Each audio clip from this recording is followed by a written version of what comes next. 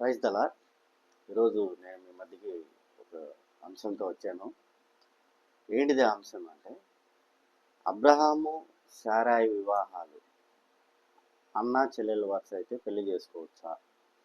అదేవిధంగా మేనత్తని పెళ్లి చేసుకోవచ్చా? అంటే ఇక్కడ ఆమ్రాము యాకోబేదు వివాహాలు సరి అయినవా కాదా అన్నది ఈరోజు మనం మాట్లాడుకుందాం. ఇది ఎందుకు ఈ వీడియో చేయటంలో మెయిన్ అర్థం ఏంటంటే, ఇది హిందూ సమాజము లేవనెత్తుతున్న క్వశ్చన్ కాబట్టి ఆ వివాహాలని సమర్థిస్తూ బైబుల్ దేవుడు ఏం చేస్తున్నాడంటే ఒక దుస్సాంప్రదాయాన్ని ప్రోత్సహిస్తూ అందరినీ ఇది చేస్తున్నాడు, తప్పుదోవ పట్టిస్తున్నాడు అని హిందూ సమాజం లేవనెత్తుతుంది. కాబట్టి దాని గురించి ఈరోజు మాట్లాడుకుందాం. ప్రియమైన దేవుని బిడ్డలారా, ఇప్పుడు విషయం ఏంటంటే, అబ్రహాము కాలానికి వెళ్ళే ముందు నేను ఇక్కడ ఒక మన భారతదేశంలో జరిగే ఒక మూఢాచారాల గురించి 2 విషయాలు ప్రస్తావించి తర్వాత అబ్రహాం దగ్గరికి నేను వెళ్తాను. మనం ఎక్కడి దాకా వెళ్ళొద్దు. ఒక 50 ఏళ్ళకి 40 ఏళ్ళ క్రితం కానీ వెళ్ళినట్లయితే, లేదా ఒక 100 ఏళ్ళ లోపలే మన హిందూ సాంప్రదాయంలో ఏముండేదంటే బాల్య వివాహాలు ఉండేవి. ఒక పెద్ద వ్యక్తికి, పెద్ద వయసు ఉన్న వ్యక్తికి, 60-70 ఏళ్ళు 50 ఏళ్ళు వయసు ఉన్న వ్యక్తికి ఒక 8 ఏళ్ళ పిల్లని ఇచ్చి పెళ్లి చేస్తే, అప్పుడు ఒకవేళ ఆ పిల్ల ఏం చేస్తుందంటే, ఆ భర్త చనిపోయిన తర్వాత ఇక జీవితకాలం విధవరాల్లాగే ఉంటుంది. అదేవిధంగా ఎవరన్నా ఒక స్త్రీ చనిపోతే ఆవిడ్ని తీసుకెళ్ళి డైరెక్ట్గా ఏం చేస్తారంటే భర్త చితి మీద పెట్టి కాల్ చేస్తారు. ఇది ఒక సాంప్రదాయం. అదేవిధంగా మరి గొప్ప విషయం ఏంటంటే, శూద్రులు యొక్క భార్యల్ని బ్రాహ్మణుల దగ్గర మొదటి 3 రాత్రులు, ఎవరైనా ఒక శూద్రుడు పెళ్లి చేసుకుంటే ఆమె యొక్క భార్యని బ్రాహ్మణుల దగ్గర మొదటి 3 రాత్రులు సైనించాలని మన ధర్మశాస్త్రం చెప్పింది. సో ఇవన్నీ గొప్ప విషయాలు అని హిందూ సమాజం కానీ భావిస్తే అది మీ విజ్ఞతకే వదిలేస్తున్నాం. ఇవన్నీ గొప్ప విషయాలు, బాల్య వివాహాలు కానీ, శూద్రుల భార్యలు బ్రాహ్మణుల దగ్గర మనకు సైనించడం కానీ, ఇవన్నీ అదేవిధంగా వితంతువులని అంటే భర్త చచ్చిన తర్వాత భార్యను తీసుకెళ్ళి చితి మీద కాల్ చేయడం కానీ, ఇవన్నీ కానీ మంచి పనులు అనుకుంటే అబ్రహాము శారాయి, అదేవిధంగా ఆమ్రాము యాకోబేదు వివాహాలు కూడా సరియైనవే. ఎందుకంటే అబ్రహాము ఒక అనాగరికత సంస్కృతిలో నుంచి వచ్చిన వ్యక్తి. ఎందుకు అనాగరికత సంస్కృతి అని, మెసొపొటేమియా మరియు అక్కాడియన్ అనే ఒక సంస్కృతుల్లో పుట్టి పెరిగిన వ్యక్తి. ఆ రోజు సాంప్రదాయాలు ఎలా ఉండేయంటే, కుటుంబ వ్యవస్థలని పెద్ద చేసుకోవటం, వాళ్ళ యొక్క కుటుంబాన్ని పెద్దగా చేసుకొని గొప్ప జన సమూహంగా చూపించుకునే సాంప్రదాయాలు ఆ రోజు మెసొపొటేమియా మరియు ఈజిప్టు, తర్వాత పురాతన పర్షియా లాంటి నాగరికతల్లో ఉండేవి. ఆనాటి స్థానిక పరిస్థితులు, సాంప్రదాయాలకి అనుగుణంగా వాళ్ళు పెళ్లి చేసుకుని ఉండొచ్చు. అబ్రహాము తన హాఫ్ సిస్టర్, అంటే తండ్రి ఒకటే తల్లులు వేరు, దాన్ని ఏమంటారంటే హాఫ్ సిస్టర్, అర్ధ చెల్లి అంటారు. హాఫ్ సిస్టర్ని పెళ్లి చేసుకుని ఉండవచ్చు. అది ఎందుకు జరిగేదంటే, ఆ రోజుల్లో వాళ్ళ కుటుంబాల్ని, అంటే ఆ రోజు ఇప్పట్లాగా కోట్లాది మంది జనం లేరు, సృష్టి ఆరంభ క్రమం కాబట్టి జనసంఖ్య తక్కువగా ఉండేది, పిల్లలు ఇచ్చే వాళ్ళు తక్కువగా ఉండొచ్చు. అదేవిధంగా కుటుంబాన్ని పెంచుకోవడంలో, దగ్గర బంధువులు చేసుకోవడంలో ఆ రోజుల్లో జనము దగ్గర బంధువుల్ని, అంటే తెలిసిన వాళ్ళలోనే పెళ్ళిళ్ళు చేసుకోవటం ఉండేది. అదే రీతిగానే ఆదాముకి పుట్టిన సంతానము వాళ్ళు పెళ్లి చేసుకొని కుటుంబాలను పెంచుకుంటూ వచ్చారు. ఇది అనాగరికత కాలం, అంటే మానవులు విస్తరిస్తున్న కాలం. దేవుడు మనిషిని తయారు చేసిన తర్వాత, పాపం చేసిన తర్వాత వాళ్ళని తన పరిశుద్ధ ఆవరణం నుండి బయటికి నెట్టేసిన తర్వాత వాళ్ళ విజ్ఞతకు వదిలేశాడు. ఎలా బతుకుతారా అన్నది వాళ్ళ విజ్ఞతకు వదిలేసిన తర్వాత వాళ్ళు ఎట్టోకట జనాభా పెరుగుతున్నారు. కాకపోతే నియమ నిబంధనలు ఏమి లేవు, ఇలా బతకండి అలా బతకండి, విజ్ఞత మీద బేస్ అయ్యి బతుకుతున్నారన్నమాట ఆ రోజుల కాలం. అట్లాంటి సంస్కృతుల్లో నుంచి వచ్చిన వాడే ఈ అబ్రహాం.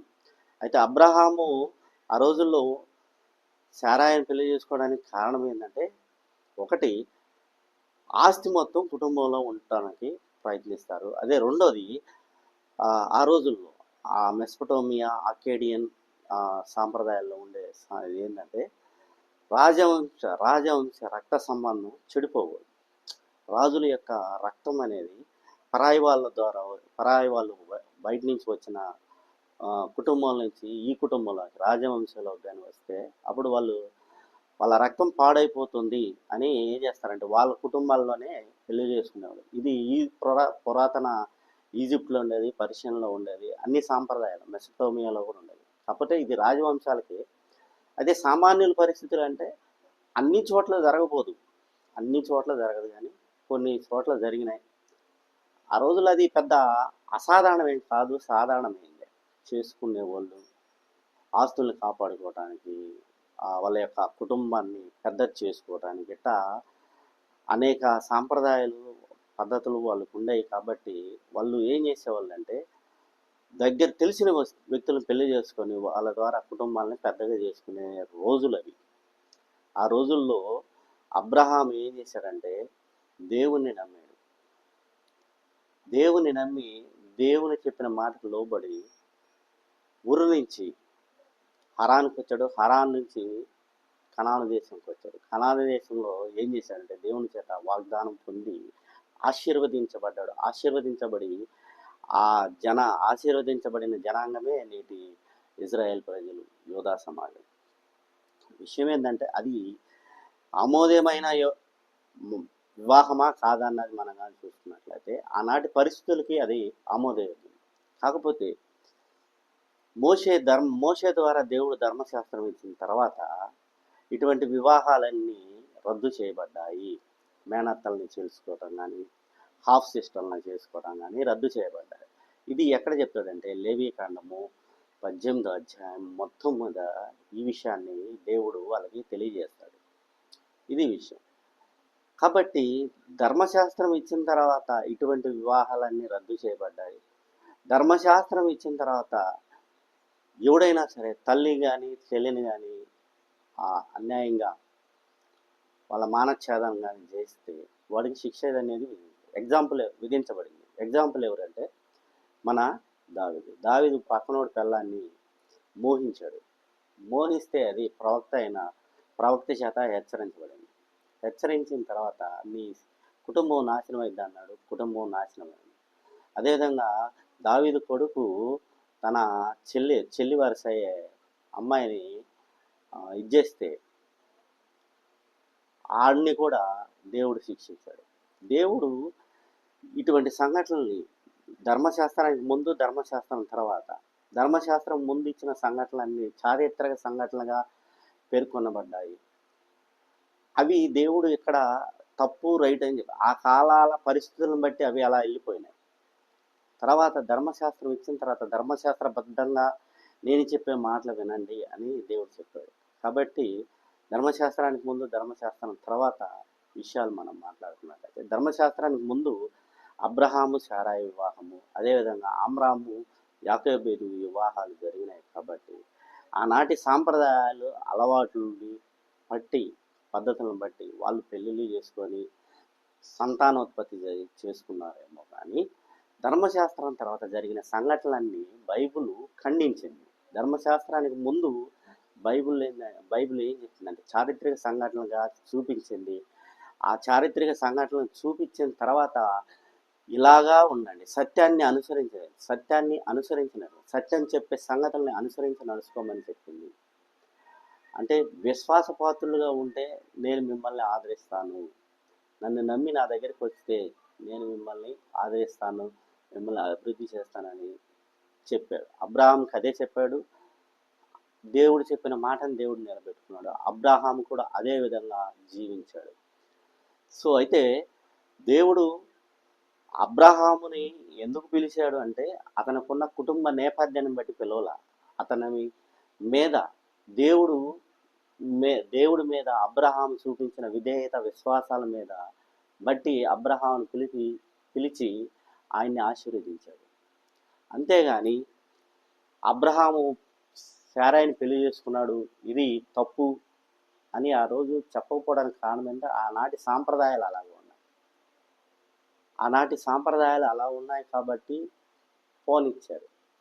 కానీ తర్వాత ఎప్పుడైతే మోషే ద్వారా ధర్మశాస్త్రం అనుగ్రహించబడిందో, దేవుని రాజ్యాంగము ఎప్పుడైతే అనుగ్రహించబడిందో, ఆ రాజ్యాంగం ప్రకారం ఎవడైతే ఉంటాడో వాడికే ఆ దీవెనలు తగ్గినాయి. ఎవడైతే దేవుని ధర్మశాస్త్రానికి రాజ్యాంగం ప్రకారం బతకలేదో వాడిని దీవించలేదు. ధర్మశాస్త్రానికి ముందు, ధర్మశాస్త్రం తర్వాత జరిగిన సంఘటనలు, ధర్మశాస్త్రం తర్వాత జరిగిన సంఘటనలు ఇది తప్పని బైబిల్ ఖండించింది. ధర్మశాస్త్రానికి ముందు బైబిల్ ఖండించకపోవడానికి కారణం అది చారిత్రక సంఘటనలుగానే నమోదు చేసింది, కానీ ఖండించకపోవడానికి కారణం ఏంటంటే ఆనాటి పరిస్థితులు అలా ఉన్నాయి. మనం ఇక్కడ 100 సంవత్సరాలకు ముందే, లేకపోతే ఒక 20-30 సంవత్సరాలకు ముందే మన హిందూ సమాజంలోనే వాడు ఎక్కడికి పోతాడు రా, బయటకు పోతాడు, బయటకు వేడపోతాడు రా, మనలోనే ఎవరికో ఒకటి ఇచ్చి పెళ్లి చేసుకొని కుటుంబం మొత్తం ఒక వ్యవస్థగా ఉన్నాం. అయితే అటువంటి వ్యవస్థ ఇక్కడ లేదు. కానీ మీరు నన్ను అడగవచ్చు, అయితే ఈ హిందూ సమాజంలో ఉన్న ఈ వ్యవస్థ, గోత్ర వ్యవస్థ అనేది క్రీస్తుకు పూర్వం 1500 సంవత్సరాల తర్వాత వచ్చింది. అంటే అప్పటికే బైబిల్లో ఉన్న సంఘటనలన్నీ నమోదు చేయబడ్డాయి. ఆ బైబిల్లో ఉన్న సంఘటనలు నమోదు చేసుకొని ధర్మశాస్త్రం మోషేకి ఇచ్చిన తర్వాత ఇక్కడ గోత్ర వ్యవస్థ అనేది వచ్చింది. ఈ గోత్ర వ్యవస్థను బట్టి ఒకే గోత్రంలో ఉన్న వ్యక్తుల్ని పెళ్లి చేసుకోకూడదు. అంటే ఒక గోత్రంలో అన్న చెల్లి ఉండొచ్చు, కాబట్టి ఒక గోత్రంలో ఉన్న వ్యక్తులు ఎవరిని కూడా పెళ్లి చేసుకోకూడదు అని చెప్పారు. ఇది ఎక్కడి నుంచి కాపీ చేయబడింది? ధర్మశాస్త్రం నుంచి కాపీ చేయబడింది. ఎవిడెన్స్ ఏంటంటే ఇదే, ధర్మశాస్త్రం ముందు, ధర్మశాస్త్రం తర్వాత. మనం కానీ టైం లైన్ కానీ చూస్తున్నట్లయితే మోషేకి ధర్మశాస్త్రం అనుగ్రహించబడిన తర్వాత ఇక్కడ సంస్కృతులు అనేవి డెవలప్ అయింది. కాబట్టి వేదాలన్నీ కూడా, ఋగ్వేదం ఒకటే 1500 సంవత్సరాల్లో వచ్చింది. ఆ వేదంలో ఎక్కడ కూడా గోత్ర వ్యవస్థ అనేది లేదు. తర్వాత ఋగ్వేదంలో ఉన్న దీనిని బట్టి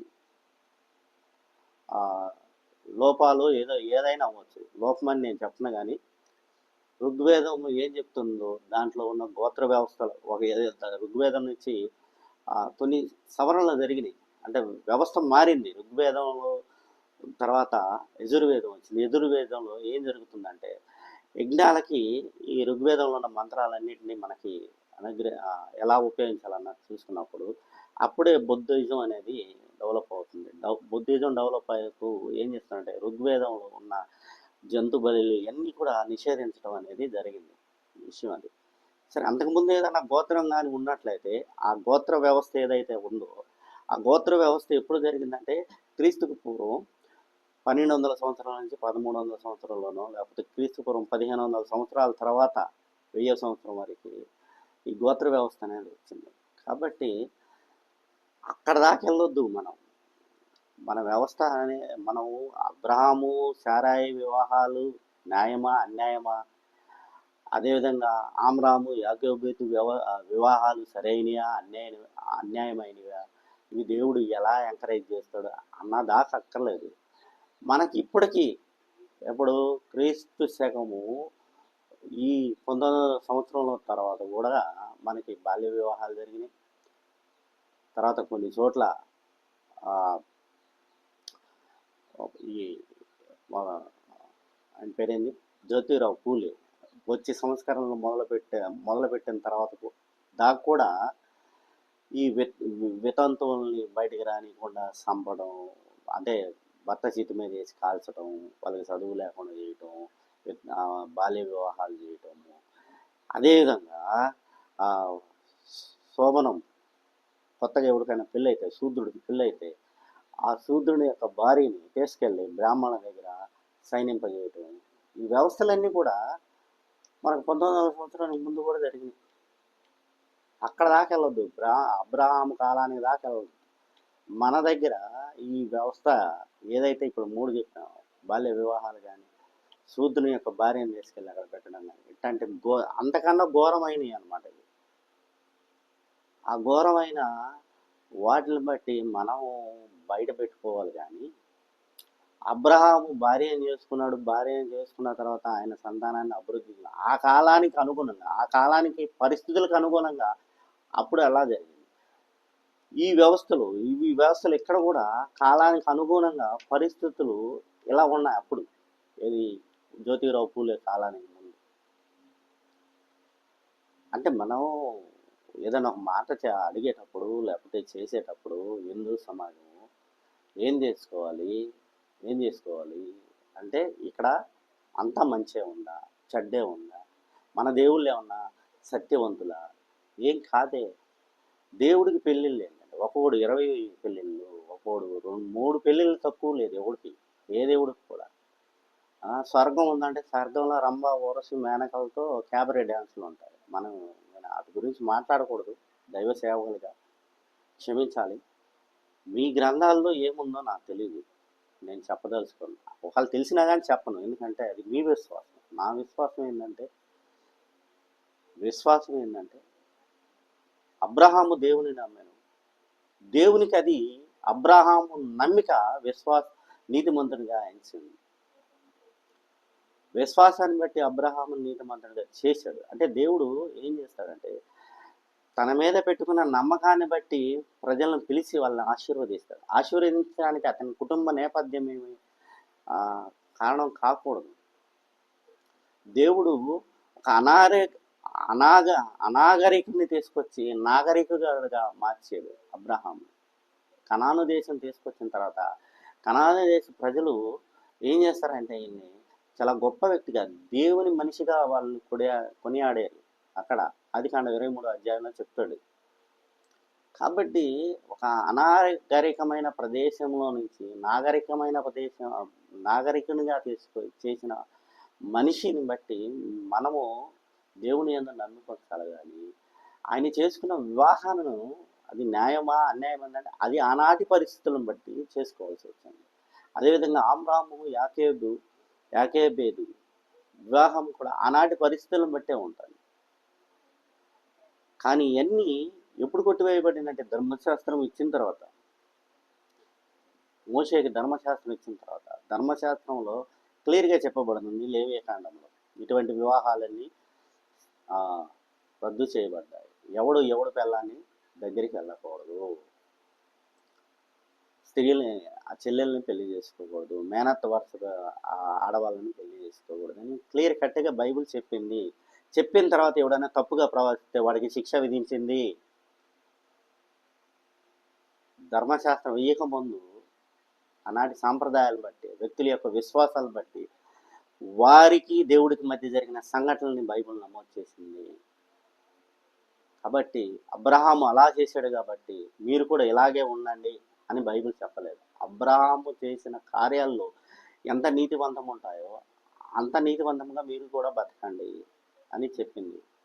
కాబట్టి మనము అబ్రహాము చేసుకున్న వివాహము న్యాయమా అన్యాయమా ఏంటంటే ఆనాటి పరిస్థితులను బట్టి అది న్యాయమే. కాకపోతే ఈ మాట అడిగే ముందు మన దేవుళ్ళు ఎలాంటి వాళ్ళు, భారతదేశంలో పరిస్థితులు ఎలాంటివి, మొన్నటిదాకా అబ్రహాము కాలం దాకా వెళ్ళినట్లు మొన్నటిదాకా ఒక 50 ఏళ్ళ క్రితం దాకా బాల్య వివాహాలు జరిగినాయి. వితంతువుల్ని అంటే భర్త చనిపోయిన తర్వాత భార్యను తీసుకెళ్ళి కాల్చివేయడం జరిగింది. తర్వాత శూద్రుని భార్యను తీసుకెళ్ళి బ్రాహ్మణుల దగ్గర సైనింపజేసే చట్టాలు కూడా మన దగ్గర ఉన్నాయి. కాబట్టి ఏది గొప్పది? బైబిల్ ఏం చెప్తుంది అంటే ఒక అనాగరికులను కూడా నాగరికులుగా చేసే పరిశుద్ధమైనది బైబిల్. కాబట్టి నేను చెప్పదలుచుకుంది ఏంటంటే, అబ్రహాం వివాహము ఆనాటి పరిస్థితులను బట్టి, సామాజిక పరిస్థితులను బట్టి, నాగరికతలను బట్టి జరిగింది. అది బైబిల్ చారిత్రక సంఘటనగా నమోదు చేసింది. ఆనాటి పరిస్థితులు అలా ఉన్నాయి. సృష్టి ఆరంభము, జనం తక్కువ, కుటుంబ వ్యవస్థల్ని డెవలప్ చేసుకోవడానికి వాళ్ళల్లో వాళ్ళే ఏం చేశారంటే పెళ్ళిళ్ళు చేసుకున్నారు. అది ఆనాటి పరిస్థితి. సమాజం అలా ఉన్నాడు కాబట్టి అది న్యాయమే అవ్వచ్చు. అందువల్ల బైబిల్ దాన్ని స్ట్రెస్ చేయాలి. స్ట్రెస్ చేసేదైతే అబ్రహాం నువ్వు చేసుకున్న వివాహం తప్పని కంపల్సరిగా బైబిల్ నోట్ చేసేది.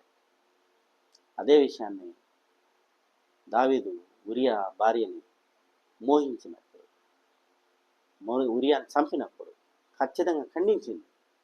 నువ్వు చేసిన తప్పు రా బాబు, వ్యభిచారం చేసావు, పాపం చేసావు, నరహత్య చేసావు, అన్నీ చేసి లెక్కింపలేని పాపాన్ని మూటగట్టుకున్నావు కాబట్టి నీ మీదకి శాపం వచ్చింది, అందువల్ల నీ కుటుంబం నాశనం అయిపోద్దని బైబిల్ ఖండించింది, చెప్పింది అన్ని విషయాలు.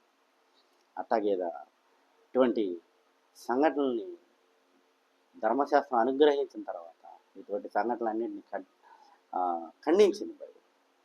ధర్మశాస్త్రం అనుగ్రహించింది ఆనాటి పరిస్థితులను బట్టి, ప్రజల యొక్క విశ్వాసాలను బట్టి, వారు చేసిన పనులని చారిత్రక సంఘటనలుగా నమోదు చేసింది. వారు దేవుని వల్ల ఎటువంటి విశ్వాసం కలిగి ఉన్నారో అటు విశ్వాసాన్ని కూడా మీరు కూడా కలిగి ఉండాలని బైబిల్ చెప్తుంది. ఇదే కానీ మనం కూడా ఏదైనా చేసేటప్పుడు ఒక మంచి ఆలోచనతో రావాలని హిందూ సమాజాన్ని చెప్తున్నా. నేటి సమాజం ఎంత దరిద్రంకరమైందంటే అంత దరిద్రంకరమైంది. మన దగ్గర ఉన్న గురికింద కింద ఉన్న నలుపుని తనకు తెలియదంట. అదే మన కింద ఉన్న నలుపుని మనం చూసుకోవాలి.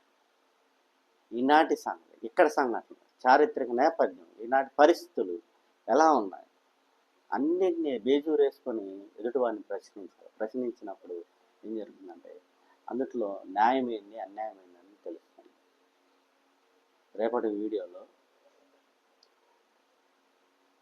బోయాజు నయోమిల సంబంధం గురించి మాట్లాడుకున్నాం. ఎవడో ఒకడు ఫేస్బుక్లో సుబ్బారావు అంట ఏదో చేస్తున్నాడు, బైబిల్ మీద వివిధ పోస్టులు పెడుతున్నాడు, ఆడికి సమాధానం ఇద్దాం. Praise the lord. దేవునికి మహిమ. హల్లెలూయా.